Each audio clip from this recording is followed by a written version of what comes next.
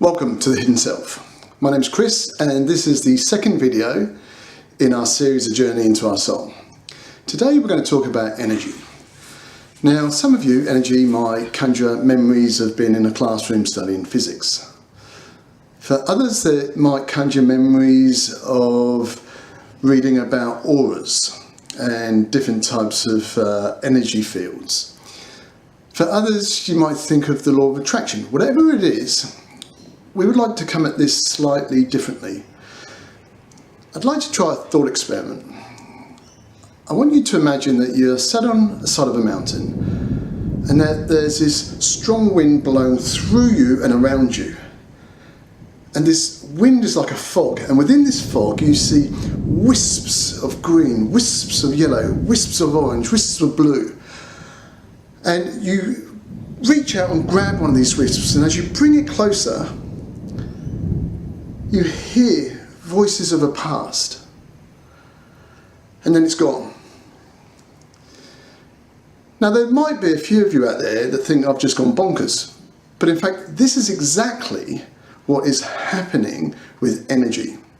What I mean by that? Well, let's take an example of a radio station broadcasting radio signals. What is a radio signal? A radio signal is just electrical pulses vibrating at different frequencies.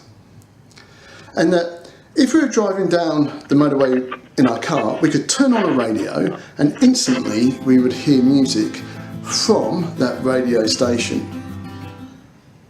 So what's happening? Well, information is being transmitted via electrical pulses of which the radio player can use and translate those and turn those signals into a physical form we call sound. So the two things I want to take away on this part is that energy is a carrier force that contains electrical pulses that have information in it that can be used and translated into a different form. And with the radio player, it's got an instruction to turn that into sound. So why is that important? Well, there's a relationship between a transmitter and a receiver. The transmitter is transmitting information and the receiver is taking that information and using it and transferring it into another form. So what about humans? Well, we don't really hear radio frequencies as such, but we feel and hear music.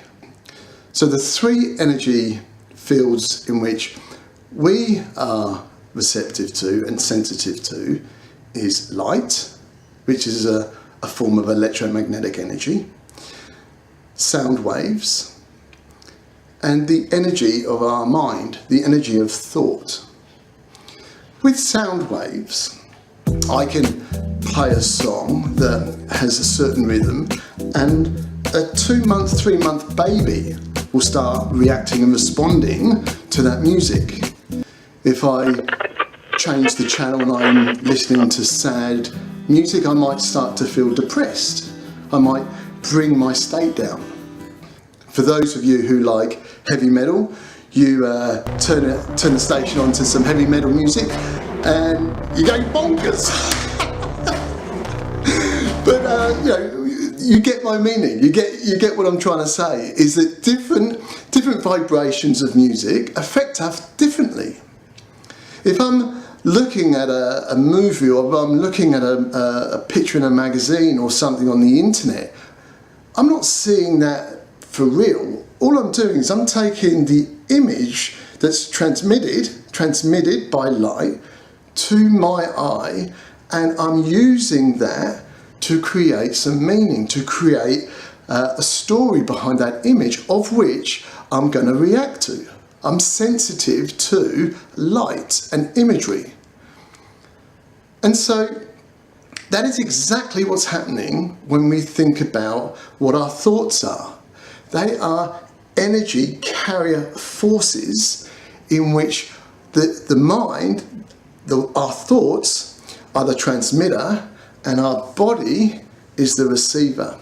And believe it or not, our body's like the radio player. The radio player doesn't decide what music it's going to play.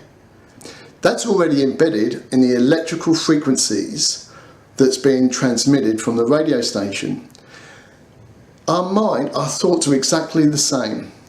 When we're transmitting a certain thought, our body can't reject that. It's sensitive to that type of thought.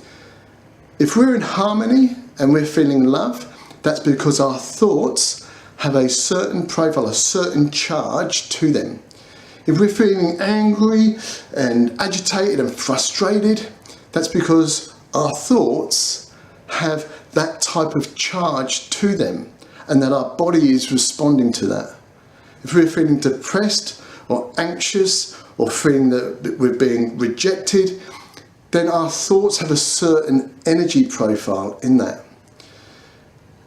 What I want to do over the course of this program is to take you on this journey so you not just understand this at one level, but you're understanding at this level, this level, this level, and this level, to really understand that we are part of this universe and the world that we live in, and that there are different forces that either are transmitted or received, but are then used to create certain states. And it's by understanding this relationship that we can then start to take control about the level of fulfillment and the level of contentment and the level of anxiety that we can bring down or control to provide us a more rewarding and fulfilling life. Let us take you on that journey. Thank you for watching A Journey into Our Soul. In our next video, we'll be looking at spirit, how we develop it, where it might be stored within our physical form, and what might happen to it after our body passes. If you like what you see, please subscribe to our YouTube channel to get all the latest and greatest new videos and special features too.